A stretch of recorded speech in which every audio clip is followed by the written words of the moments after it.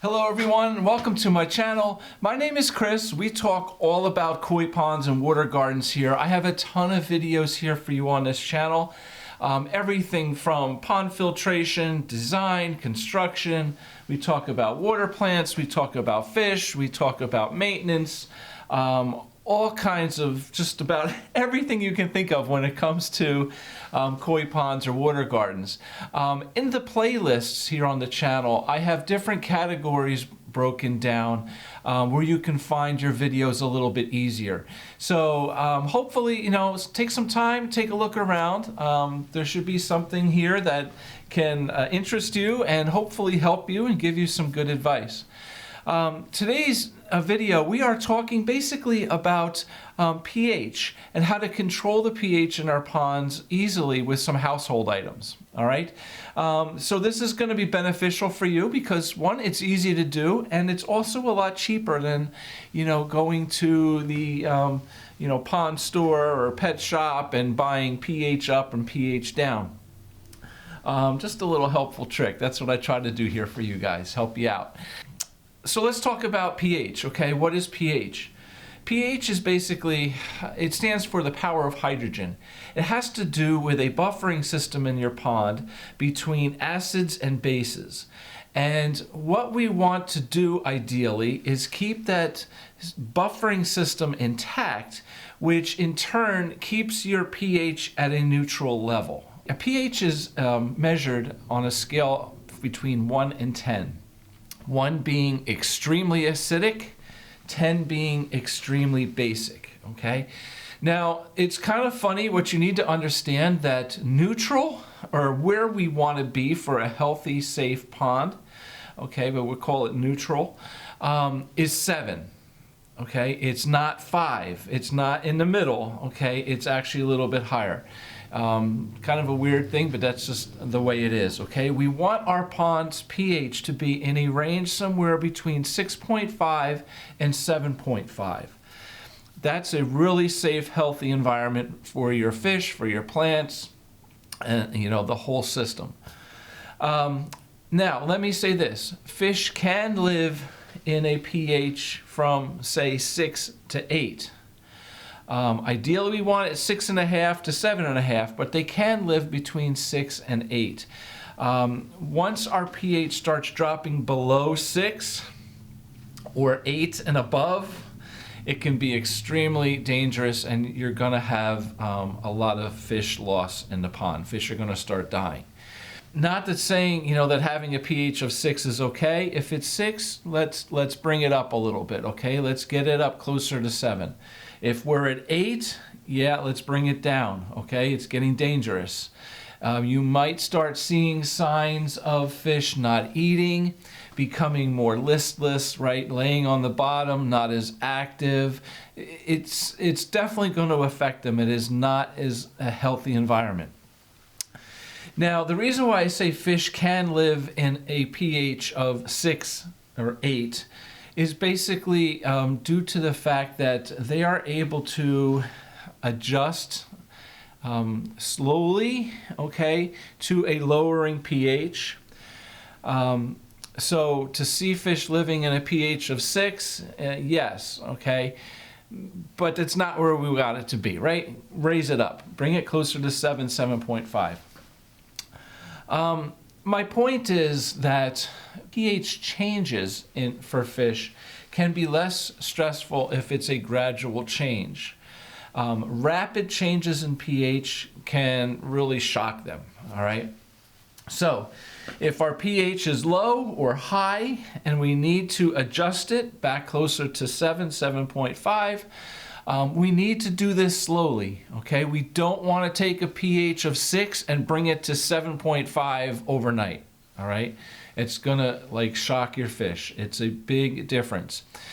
pH is, as I said, measured on a scale of 1 to 10. However, it's not just a pH of 7, 8, 9, 6. It's 6.0, 6.2, 6.3, 6.4, 6.5, and so on and so on, okay? It's an incremental change, and each step is a dramatic difference. So again, we need to lower and raise our pH as needed, slowly. Okay, so understanding, here what pH is and why we need to keep it, at a neutral, 7.5 area, isn't really important. Now, if you own a pond, you should own a test kit, okay? Buy a test kit. I can't, stress that enough.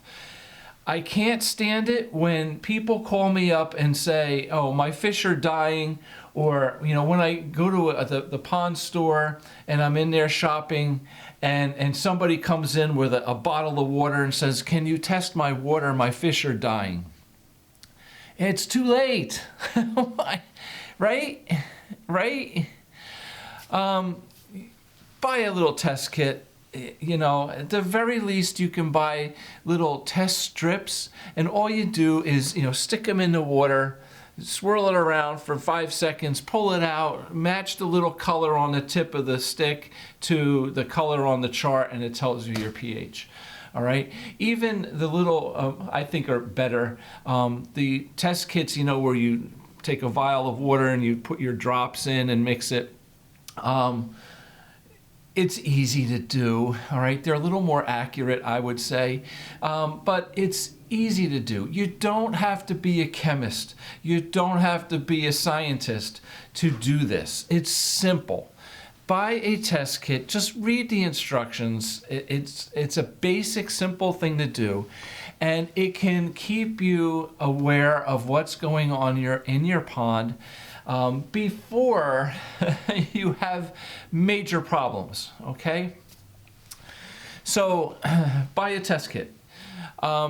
Once you have your test kit, okay, once a week would be awesome, right? But maybe once every 2 weeks, at least, just periodically. Test your water to see what's happening. If things start, dropping or raising, it's a lot easier to adjust it and get that system buffered back to normal than, wait until things are way out of whack and then have major problems, okay? So if our pH is low, 5, 5.5, 6, that means the water is very acidic.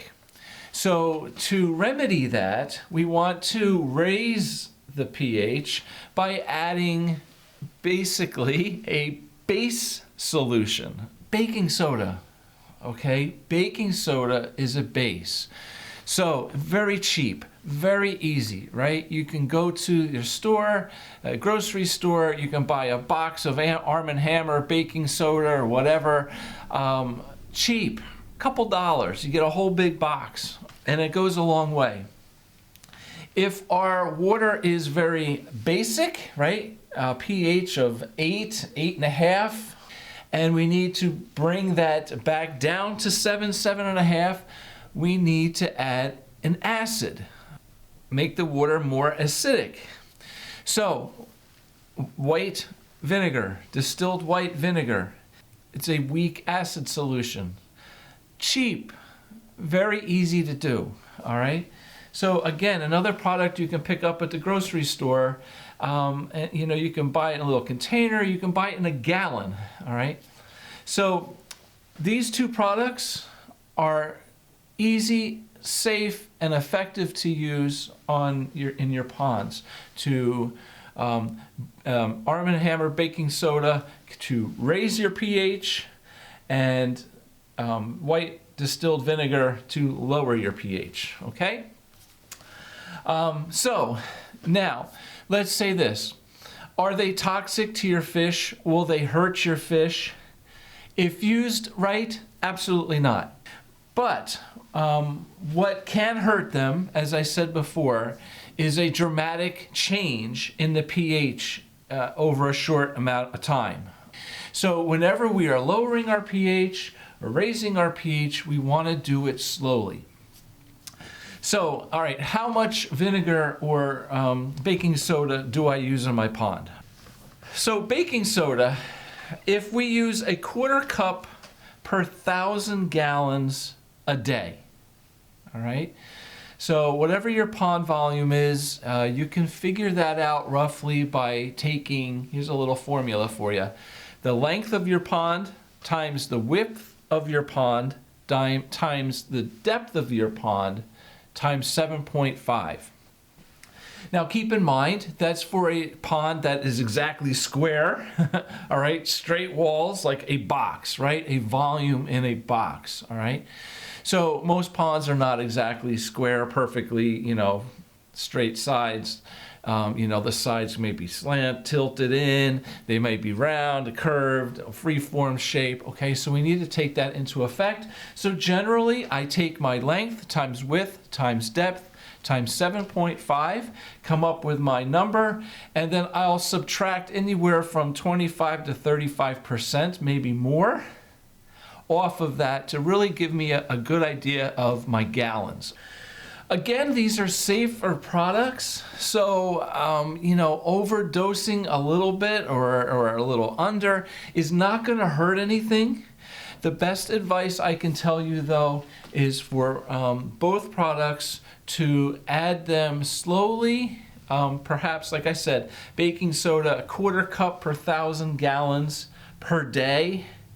And vinegar, you want to do a 1/4 cup per 500 gallons per day, all right? So add that little bit in,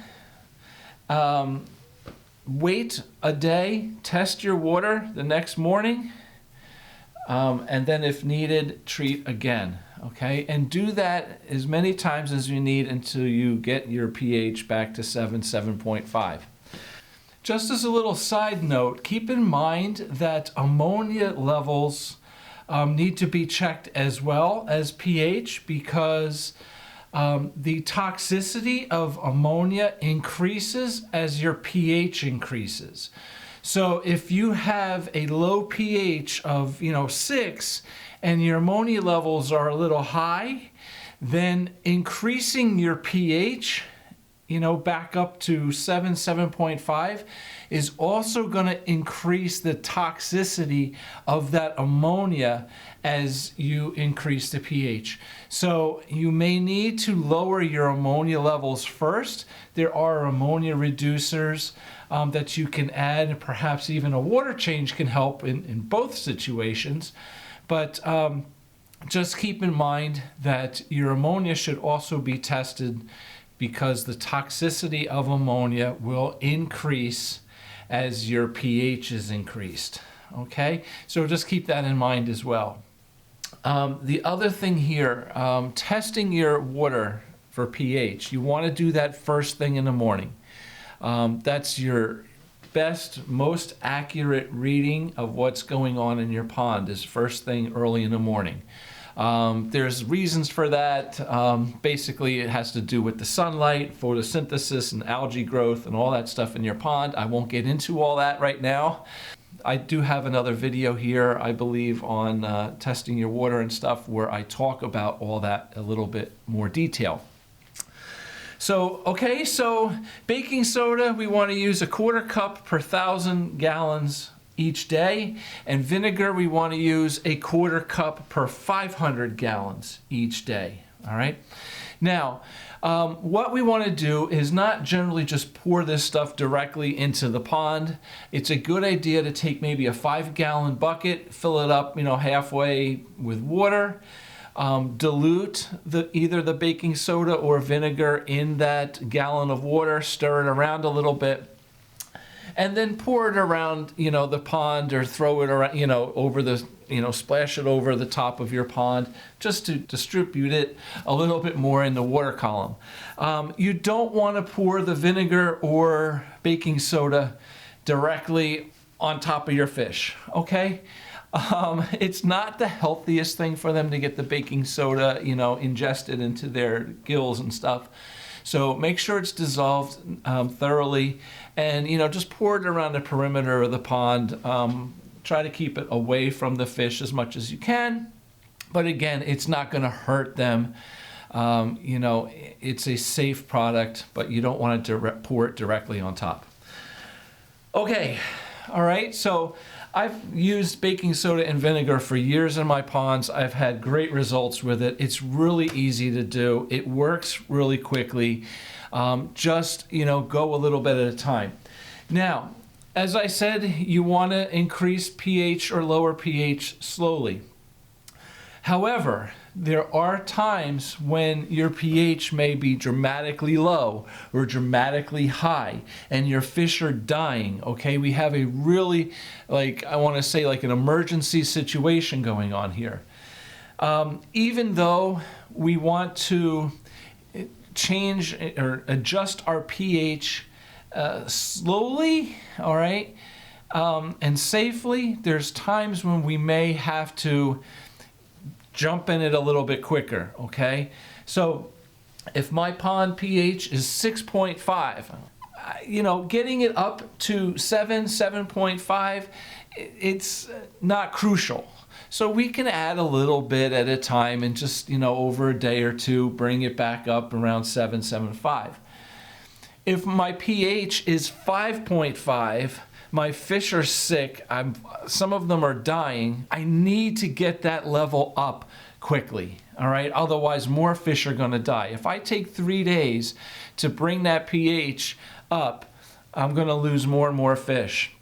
So times like that, I would say, hey, we gotta hit it, okay? We gotta get this up to a safer level as safely but as quickly as possible.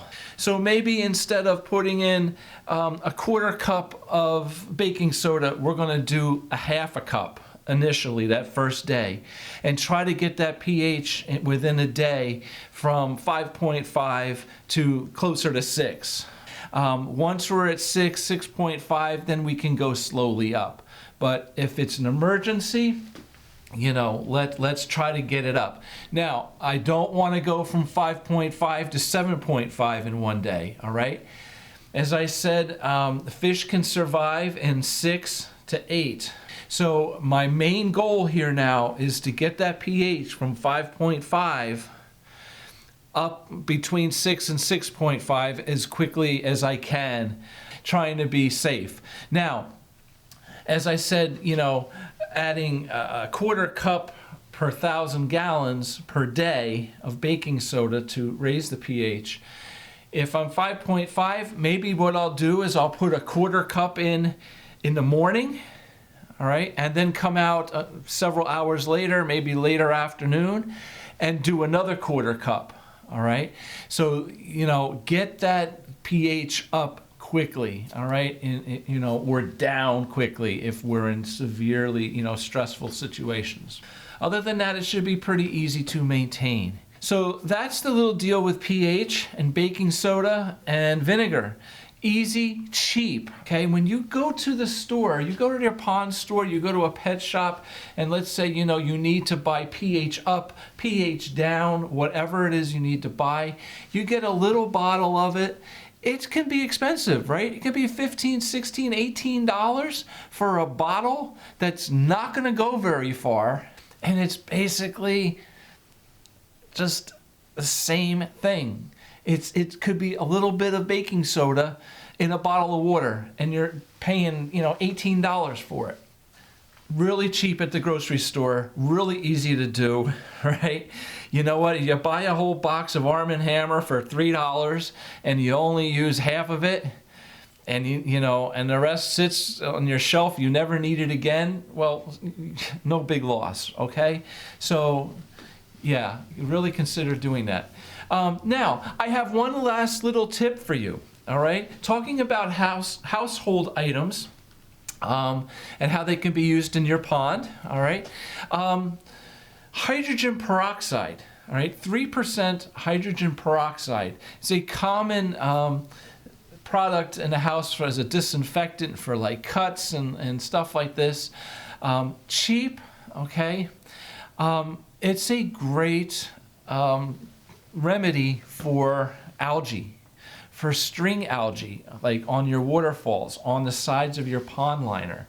It's another safe product for your fish. It's basically hydrogen and oxygen, okay?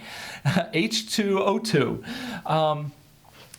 It can be poured into your pond. Something maybe like half a cup per 100 gallons, okay? So it's a 3% hydrogen peroxide. It's not like pouring, you know, really toxic stuff in your pond. Again, you don't want to pour it directly on your fish, but if you want to pour that solution over your waterfall, over the algae in your waterfall, if you have a lot of algae, stringy algae growing on rocks and stuff around the perimeter of the pond, you can make that solution, mix it up in some bucket of water and pour it around the perimeter of the pond, and it will help to reduce the algae growth. Basically, if you've heard of barley straw, all right, barley straw is a natural algicide, so to speak. And what happens is, as that barley straw decays, it gives off a toxin. Well, part of that toxin is hydrogen peroxide. So, just another little thing. Now, I do have another video here on this channel all about barley straw, so you can check that out. But hydrogen peroxide can be used in your pond safely as well. And again, with all of these, you know, vinegar, baking soda, hydrogen peroxide, be smart with it. Yes, they are not as toxic in your pond as some other chemicals can be. But you don't want to overdo it, right? Use it correctly, and it can be an effective and cheap, you know, source for you to help, you know, help out the chemistry in your pond. So, yeah, I just wanted to mention that to you as well. Simple things, household items that can save you a lot of money and be really effective. All right. So thank you all for watching. I really appreciate your time and your support here at this channel. If you'd like, you can check out my website at pondscapesandmore.com, where I have all kinds of information on products that I use. I have Amazon affiliate links there. I appreciate any support with that stuff. As well as all kinds of pictures and videos and things I've done in the past and guides to help you better enjoy and hopefully be successful at maintaining your own pond. So thank you very much for watching. I really appreciate your time, and hopefully we'll see you back soon with another video. So take care. Have a great day. Bye.